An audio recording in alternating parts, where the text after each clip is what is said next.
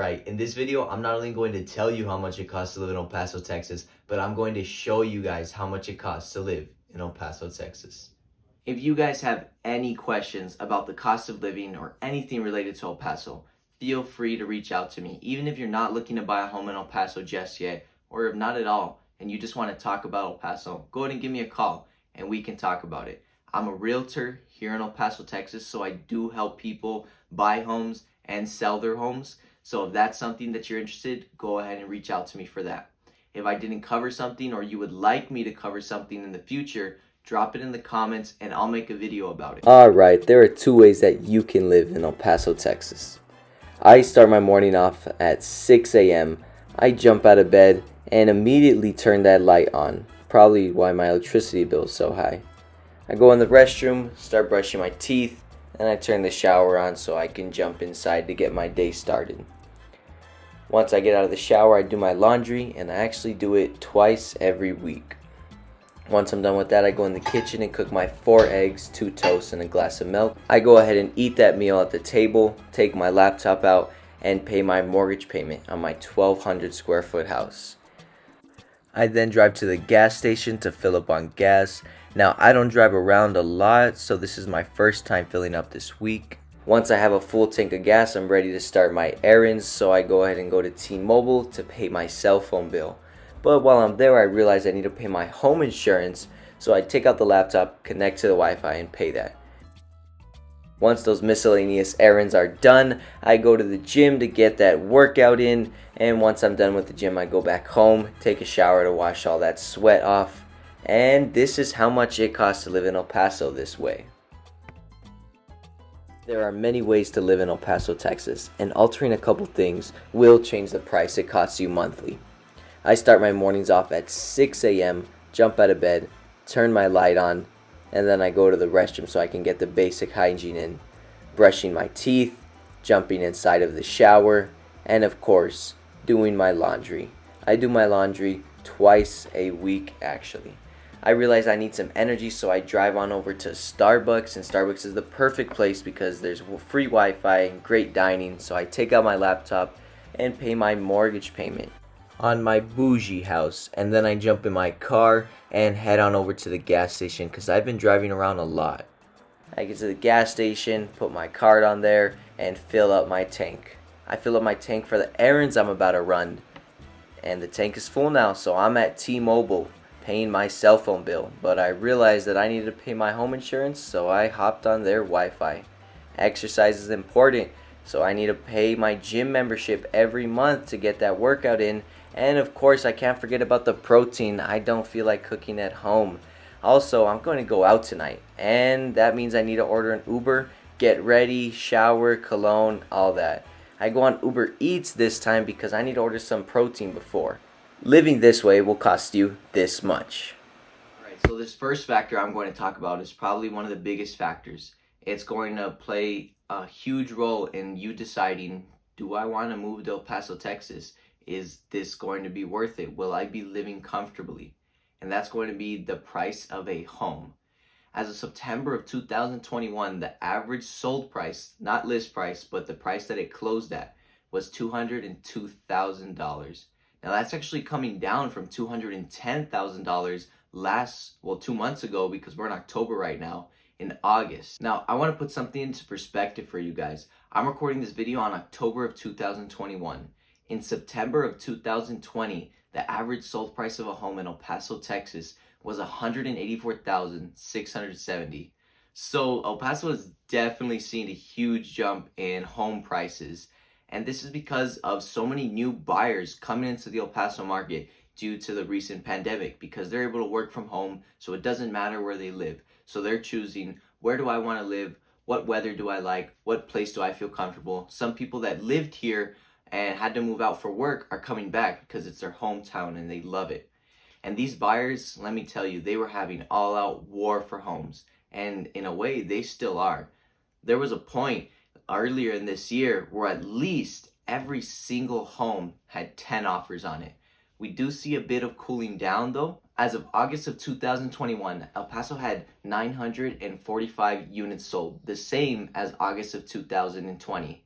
We're in September right now and already have 819 units sold. So that's a good increase from what we previously had this year. In January, February, we were in about the 600 units sold. So that shows that more supply is coming onto the market to meet that demand. That's a great sign for buyers because recently buyers were having a hard time. So the waves are starting to shift in the favor of buyers. They're not in the favor of buyers, but they're starting to go in that direction. As I previously mentioned, in August of this year, the median sold price of a home was 210,000. In September, it's 202,000. So that's another good sign. It shows that people are paying less for homes. Supply is what determines the price of a home. If there's less supply, people are going to pay more for homes, and those that can't afford them are going to be weeded out. Another good sign is what I previously mentioned. In August of 2021, the median sold price of a home was 210,000. In September, we dropped down to 202,000. That shows that prices are going down, and that's the most significant drop that we've seen all year. Now, of course, that 202,000 average isn't going to benefit everybody because I know all of you are looking for different square footage homes.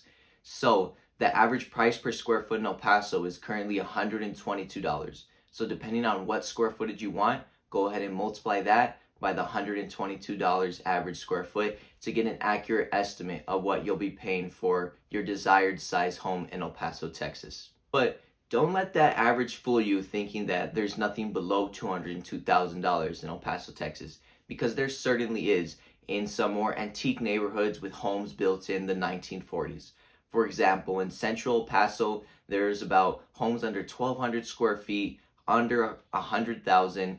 Of course, they do need updating. They have the old floors, they might have pink carpet in there, but there are those homes that could use, your little bit of love. And the same with Northeast El Paso. There's homes a little bit above actually 1,200 square feet that need updating as well. They have the wooden walls, pink carpet, etc. A little bit over $100,000. They could also use your love. And if you wanted to, you can go ahead and purchase that home and modernize it, put ceramic tile in there, granite countertops, do whatever you want, knock down some walls, and make it a modernized home. I know a lot of people that actually own homes in Northeast El Paso that almost look like new construction homes because they bought it a little bit over 100,000. They put about 30,000, a little bit more, a little bit less to make it modernized.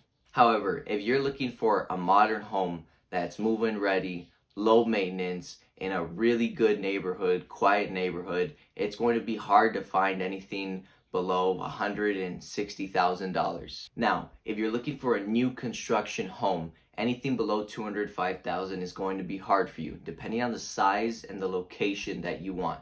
There are homes in Socorro, Texas, and Clint, Texas. Those are the outskirts of El Paso, being sold for about 180 to 190, 95,000. They're in the 1,200 to 1,300 square footage range. But then the bigger homes in the more desired areas like Horizon, Far East El Paso, Northeast El Paso, they're running 205,000 and up. Property taxes. Property taxes is probably the second most important thing because, if you're paying a home off, you're paying it in cash, you're going to be paying those property taxes every year. The same if you finance it, it's going to be factored into your mortgage, and that's going to affect you as well. So in El Paso, I'm not going to lie to you guys. We have some pretty high property taxes. We're in Texas. We're not in Arizona or Hawaii. Arizona and Hawaii, they have some low property taxes, especially Hawaii. Hawaii has probably the lowest property taxes in all of the United States. But El Paso, our rate is about 2.67%. So whatever the Central Appraisal District of El Paso values your home at, they're going to tax you on 2.67% of that. If you have a price range in mind, go ahead and multiply it by 0.0267 to get an estimate of what you'll be paying in property taxes every year. And these property taxes, they mainly go to, to the school districts, El Paso Community College, etc. Those are the two big ones. The school district, like Isleta Independent School District, El Paso Independent School District, and El Paso Community College. Next up, we have another important one, and that's going to be utilities. How much are you paying a month to live in El Paso, Texas with utilities? Before I get into that, I'm going to just let you guys know ahead of time. I'm going to be giving you the prices that I pay in my home, but we all live in different homes and we all have a different amount of people living in that home. So that's going to play a factor into how much water's used, how much electricity is used. Some homes have higher ceilings, especially those new construction ones. They have really high ceilings. So utilities might cost a little bit more there because the air's got to get all the way up there. So just go ahead and keep that in mind while I'm throwing these numbers around at you guys, all right? To start, electricity. I live in a 1,200 square foot home, 3 people, constantly using at least one TV, all the outlets to charge phones, laptops, cleanser brushes, Google Homes, you name it. Constantly washing clothes, and the air conditioner is usually on, just not right now because we're in October, so it's not that hot in El Paso. We're able to just open the doors, turn the fans on, and enjoy the weather. But as of right now, the most recent bill was $155.35, opposed to the summer, which it was $210.32. And that's because the refrigerator unit was constantly on because it gets pretty hot here in El Paso. Next up, we have gas.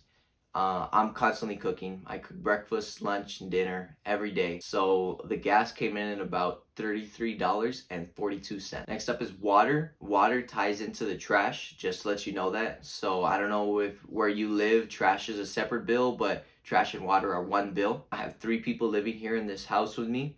Every person 2 showers a day, wash clothes about every 2 days, and that water bill is $105. Now let's talk about rent. Maybe you're looking to move to El Paso just so you can live here for 6 months or a year. You're just here to explore, I guess. Well, if you're looking to rent a home, a good rule of thumb is about 91 cents to $1 per square foot for a home. And I would say that the average is between $13.50 to $16.50 for a 1,600 square foot home. Let's talk about groceries. So I'm going to give you the number that I pay in groceries every month, but a little bit of background to it. I shop at Sam's Club for 3 people, and we don't really buy a lot of snacks or just unnecessary items. We normally buy just, what we need to eat at breakfast, lunch, and dinner. And that comes in at about $302 a month. Now, of course, if you have a bigger family, that price is going to go up. Or if you have the same size family, but you guys like buying ice cream, TV dinners, pumpkins, or I don't know, just, when you go to the store and you're really hungry and you start picking things out, that price is definitely going to go a bit up. Now, let's talk about gas.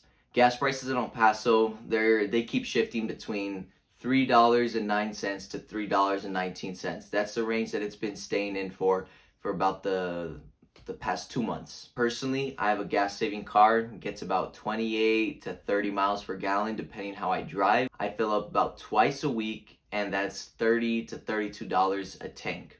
I drive around a lot, so I pay $240 a month on gas. For somebody that doesn't drive around a lot, you can expect to fill up once a week around $30 for a gas saving car and pay $120 a month on gas. With these gas prices that continue to go up, I'm seriously considering getting the Tesla because, man, parking. El Paso, it's not that big of a city. The only time you're going to have to pay for parking is if you go downtown to the courts or you go to a cool pizza joint downtown or San Jacinto Plaza. And parking really isn't that expensive down there. There's some places where you can pay $8 to park there all day. I would say it's between $8 to $12 for all day, $3 for about an hour, $5 for 3 hours. It's really not that expensive to park here in El Paso, but anywhere else besides downtown, it's parking for free. Transportation. Now, keep in mind that El Paso traffic really isn't too bad. So for that reason, we don't have carpool lanes or toll roads. We do have a couple toll roads, but they're out of service. If you go down them, they won't charge you anymore just because El Paso tried them out. Not enough people are using them, so they just went away with them. But if you take an Uber about 3 times a day for an average of 12 miles, you'll end up paying $55 a day here in El Paso, or $18 a ride for 12 miles. Car insurance. I pay about $302 a month. That's for 3 people, 2 cars on liability, and 1 car in full coverage. And that's with farmer's insurance. Now, keep in mind, I am a bit young. I'm 19 years old. I'm a guy. And because of that, the insurance is a little bit higher. So if you're older than me, which I'm sure most people watching this are, 26, 27, And if you're a female or a male, that's going to change the price of car insurance, home insurance. Now, I want you guys to keep in mind, I have a metal roof on my house. And because of that, the insurance is a little bit lower. This covers fire, theft, and flood. The flood is only if the pipes burst inside the home and the water comes from inside the home. If it's monsoon season and the flood comes from the rain, we're not covered. So we pay about $72 a month. Without the metal roof, before we had it, when we had the shingle 30-year roof, it was $100 a month for home insurance that covered fire, theft, and flood from pipes bursting. Car registration, get your sticker, inspection. It's going to cost you about $100 here in El Paso. Going out. Everybody goes out, whether it's to a fast food place or a restaurant. If you're going out to a fast food place for about 2 people, it's going to run you $20 to $25. If you're going out to a restaurant with a server, it's going to run you about $40 to $50. El Paso has some of the best barbers in my opinion. We have so many good barbers. You can follow them on Instagram. They're very active on social media. They'll post videos of their haircuts, their options, and you can just trust the barbers here in El Paso, most of them.